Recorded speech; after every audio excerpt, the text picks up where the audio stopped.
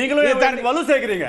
Correct. RK இல்ல அடுத்து India கூட்டணி இதை எப்படி அணுகணும்னு நீங்க பாக்குறீங்க? இப்ப இந்த விஷயம் மீனிங்லெஸ் சிம்பாலிசம் தான். அதாவது ஏதாச்சும் ஒரு கருத்து தமிழ்நாடு கேட்கறது சிபிஆரை ஆதரிக்கிறது ஏன்னா அறிவிச்சுட்டாங்க ஆதரவு கேட்கறாங்க அப்படின்னா ஆதரிக்கிறது எலெக்ஷன்ல கண்டெஸ்ட் பண்ண வேணாம்னு முடிவு எடுப்பாங்களா எடுக்கணுமா அல்லது என்ன இந்தியா கூட்டணி என்ன பண்ணுவாங்கன்னு பாக்குறீங்க?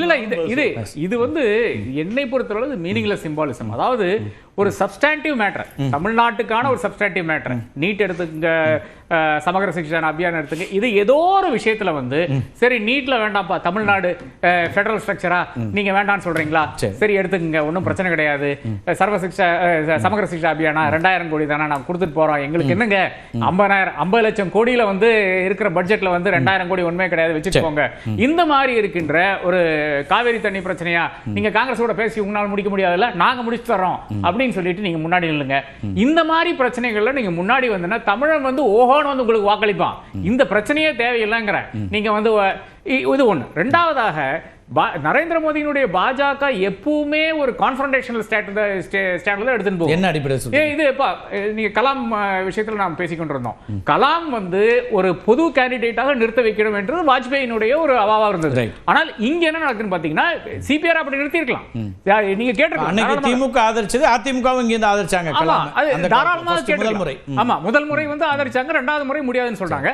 ஆனா அது தாராளமாக கேட்டிருக்கலாம். சிபிஆர் வேண்டாம், யாரு வேணாலும் ஒரு பொதுவாக மயில்சாமி அண்ணதுரையோ இல்லை என்றால் இஸ்ரோல இருக்க நம்ம இன்னொரு சயின்டிஸ்டோ ஒரு நியூக்ளியர் சயின்டிஸ்டோ யாரை வேணா வச்சிருக்கலாம். இது ஒன்றும் பெரிய போஸ்ட் கிடையாது. இதுல ஒன்றும் பெரிய வேலைனா என்ன அந்த இது கான்ஸ்டிடியூஷனல் டியூட்டிஸ் தவிர வேற பெருசாக ஒன்றும் வேலை கிடையாது. அப்போ அப்படி இருக்கின்ற ஒரு சூழ்நிலையில் வந்து ஒரு வைஸ் பிரசிடென்ட் போஸ்ட் என்பது என்னை பொறுத்தளவு ஒரு நிச்சயமாக ஒரு எம்பியோட அதிகமான போஸ்ட் தான். அவர் என்ன வேண்டும், அந்த சபையை வந்து ஒழுங்கா நடத்த வேண்டும். நம்பர் 2 சார் கான்ஸ்டிடியூஷன்ல நீங்க குடியரசுத் தலைவர் number 2 but the point is that இந்த ஒரு செட்டப்ல நம்மளுடைய இந்த எக்ஸிகியூட்டிவ் பிரைம் மினிஸ்டர் இந்தியா கூட்டணி என்ன செய்யும் நீங்க என்ன எக்ஸ்பெக்ட் பண்றீங்க? இல்ல என்னை பொறுத்தவரை அதுக்கு பதில் சொல்றேன் சார். இல்ல சார் இந்தியா கூட்டணி என்ன பண்ணுவாங்க அது நீ ஓகே. இல்ல இந்தியா கூட்டணியை பொறுத்தவரை அவங்க பொலிட்டிக்கலாக இப்படி ஒரு ஸ்பேஸ் கிடைச்சிருக்குது. எப்படி அந்த எஸ்ஐஆர்ல ஒரு ஸ்பேஸ் கிடைச்சோ அதே மாதிரி ஸ்பேஸ் கிடைச்சது. இது ஸ்பேஸ் நினைக்கிறீங்க? நிச்சயமாக ஸ்பேஸ் தான். ஏன்னா இதுல ஒரு கேம்பெயின் அவங்க நெருக்கடி இல்லையா? இல்ல என்னை பொறுத்தவரை சிபிஆர் என்னை பொறுத்தவரை மட்டும் கிடையாது, அனைவரை பொறுத்தவரை ஜெயிச்சு விட்டாரு. இதுல ஒண்ணு மாற்று கருத்து அங்க இருக்குது. ஆனால் இங்க ஒரு கேம்பெயின் நடத்தக்கூடிய ஒரு வாய்ப்பு இருக்கிறது. இந்த கேம்பெயின்ல ஃபர்ஸ்ட் क्वेश्चन தன்கர் எங்க அந்த கேள்விதான். ஒரு ஜெய்தீப் தன்கர் என்ற வைஸ் பிரசிடென்ட் இருக்காரு, அவர் எங்க சார் சொல்லிட்டு பதில் இருக்கு சார். இப்போ சார் தன்கர் எங்க சார் தமிழ்நாட்டுல இருக்காரு சொல்றாங்க. எங்க சார் இருக்காரு? ஒரு நிமிஷம் சார். இப்போ சிம்பாலிக்கா நான் ஒன்னு சொல்றேன். பிடிஆர் மாத்துனீங்க. சிம்பாலிக்கா ஒன்னு சொல்றேன். ஒரே நிமிஷம் சிம்பாலிக்கா ஒன்னு சொல்றேன். உங்க டிவில வந்து ஒரு இது போட சொல்லுங்க, 2 இது போட சொல்லுங்க, கலாஜ் பண்ணி போட சொல்லுங்க. என்னன்னா அவங்க முதல்வர் ஸ்டாலின் அவர்கள் வந்து அவர் நடந்து கூட்டிட்டு வரதும் இன்னைக்கு பாரத பிரதமர் வந்து ராதாகிருஷ்ணன் ஜி நடந்து கூட்டிட்டு வரதை 2 தயவு செஞ்சு போட சொல்லுங்க. அதை பார்த்தாவே இன்னைக்கு ரேலி ரேஸ் மாதிரி அவங்க அவரை ஒப்புதலோட ஸ்டாலின் அவர்கள் கொண்டு போய் மோடி கிட்ட கொடுத்தது மாதிரி தான் இருக்கு. ரேலி ரேஸ் மாதிரி அவர் எல்லா நேரங்கள்லயும் ராதாகிருஷ்ணன் தமிழ்நாட்டுல கூட்டிட்டு போய் மோடிஜி கிட்ட கொடுத்து இவரை நீங்க வைஸ் பிரசிடென்ட் ஆக்குங்கன்னு சொன்ன மாதிரியே இருக்கு அந்த வீடியோ. அதை தயவு செஞ்சு போட சொல்லுங்க உங்க டிவில.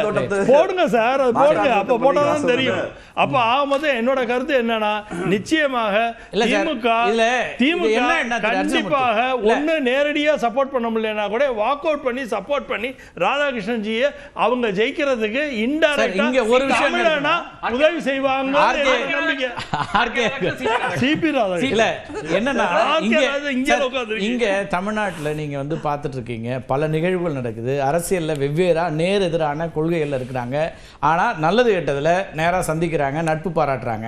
இதை இப்படி ஒரு விதமா சொன்னோம்னா நீங்க பாஜகவை குறைத்து மதிப்பிடுறதாகவும் இல்ல சார், அப்படி இல்ல சார். திமுகவும்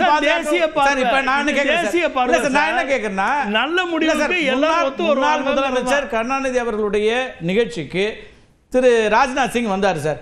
அப்ப என்ன நீங்க வந்து திமுக கொள்கையெல்லாம் ஏத்துட்டு வந்துட்டீங்கன்னு வந்துருமா சார்? அது இல்ல அது மட்டும் இல்ல, நீங்க பாத்தீங்கன்னா அண்ணா சமாதியிலேயோ கலைஞர் சமாதியிலேயோ வந்து அவர் அண்ணாமலையை கூப்பிட்டு வாங்க தம்பின்னு கூட. ஆமா சார். அப்ப அதுக்கு என்ன அர்த்தம்? அதுக்காக என்ன அண்ணாமலை வந்து திமுக ஆதரவு நிலைப்பாட்டுக்கு வந்துட்டாரா அல்லது ராஜ்நாத் சிங் திமுக ஆதரவு நிலைப்பாட்டுக்கு? ஃபண்டமெண்டலா என்னன்னா, தமிழன் ஒரு பேசிக்கா மரபணுவிலே தமிழோட லாபத்துக்காண்டி யோசிக்கக்கூடிய மனுஷங்க தான் சார். அந்த இதுல என்ன சிக்கல்? எனக்கு வந்து ரொம்ப சீரியஸ். இதுல என்ன சிக்கல்னா, ஒண்ணு அவர் சொன்னது உடல்நலம் விசாரிக்க நான் போனேன்னாரு.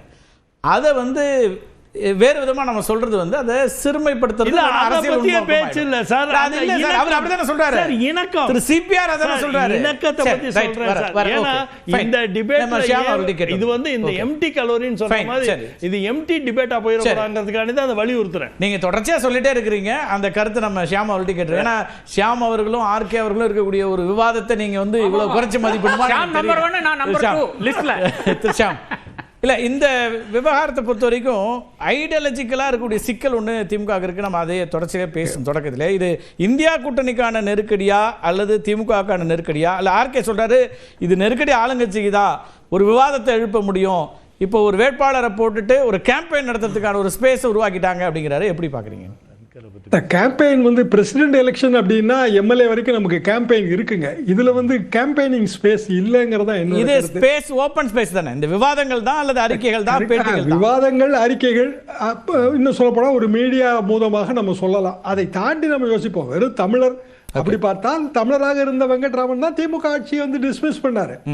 சரி, என்ன டெல்லி சொல்ல போதோ அதன்படி தான் வந்து வைஸ் பிரசிடென்ட் ரெண்டு பேருமே நடந்துக்கிறாங்க. வெறும் 6 அதர்வைஸ் கிளாஸ் தானே, அதைத்தானே பயன்படுத்தி திமுக அரசு டிஸ்மிஸ் செய்யப்பட்டது. ஆனால் பொதுவாக நம்ம வந்து இந்த ஹை கான்ஸ்டிடியூஷனல் போஸ்டுக்குள்ள அரசியலை கொண்டு வந்துட்டோம். விவிகிரி காலத்திலே கொண்டு வந்தாச்சு, இன்னைக்கு இல்ல. 1969 வந்த விஷயம் தான். அப்போது திமுக ஆதரவு கொடுத்தது விவிகிரிக்கு, அதையும் நம்ம மறக்க கூடாது.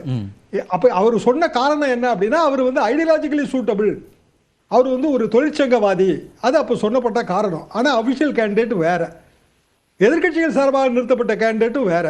ஆனால் விவிகிரிக்கு ஆதரவு கொடுத்தார்கள். ஆனால் பிற சந்தர்ப்பங்களில் இப்போ தெலுங்கு பிட்டா உதாரணம், இல்லை வந்து மராட்டிய பேட்டி உதாரணம், இது எல்லாமே பிற சந்தர்ப்பங்களில் வாய்த்தது.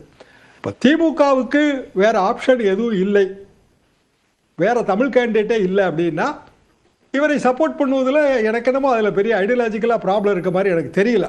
என்ன சிம்பிள் ரீசன் என்ன சார், இப்போ நான் உங்கள்கிட்ட கேட்டதா சார், திரு சிபி ராதாகிருஷ்ணன் ஆர்எஸ்எஸ் அடையாளத்தோடு இப்போ இவர் கூடுதலாக அர்ஜுனமூர்த்தி சொல்றாரு பொது சிவில் சட்டத்தை அப்போதே ஆதரித்தவர், அதில் அழுத்தமாக நிற்கக்கூடியவர் அப்படிங்கிற ஒரு கருத்தோட்டத்தோடு இருக்கும்போது, இங்கே இப்போ திமுகவுக்கு நீங்கள் வந்து இதையெல்லாம் எதிர்க்கக்கூடிய இடத்துல இருக்கக்கூடியவர்கள், அப்போ அதற்கான அந்த ஆதரவு தளத்திலே கேள்வி வராதா? இப்போ குறிப்பாக சிறுபான்மையினர் மத்தியில் அது என்னவா புரிந்து கொள்ளப்படுங்கிற கேள்வி வராதா? பொது சிவில் சட்டத்துக்கு அவர் வெளிப்படையாக ஆதரவு கொடுத்தவர் தான், அதில் மாற்று கருத்தெல்லாம் இல்லை. ஆனால் ராஜ்யசபா சேர்மனாக அவர் வந்து அப்படியான ஒரு சட்டத்தை வந்து கொண்டு வந்து அதை நிறைவேற்ற முயற்சி செய்யும் போது அந்த டிபேட் அவர் அலோவ் பண்ணுவார்ல, அது ராஜ்யசபா சேர்மனாகவும் பார்ப்போம். நம்ம வைஸ் பிரசிடென்ட்டை வந்து நாளைக்கு பிரசிடென்ட் இயலா நிலை பெற்றால் அவர் வந்து பிரசிடென்ட் ஆவார்.